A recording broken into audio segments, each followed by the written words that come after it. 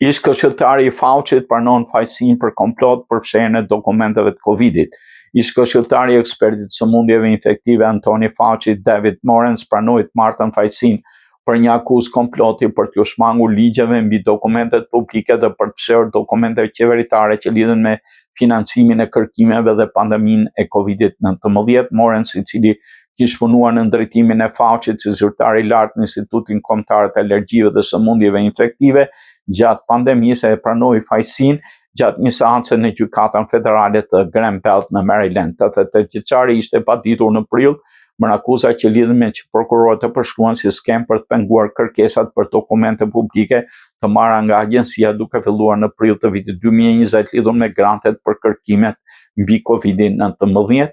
Morens përballet me deri në 5 vite burg, ndërsa dënimi pritet të caktohet më 12 nëntor. Pranimi i fajësisë vjen pasi Fauci, i cili drejtori një atë për 38 vjeç, u bë një nga figurat kryesore të reagimit amerikan të pandemisë, dëshmoi muajin e kaluar para Komisionit të Senatit duke mos u dhënë përgjigje dhe duke deklaruar amendamentin numër 5.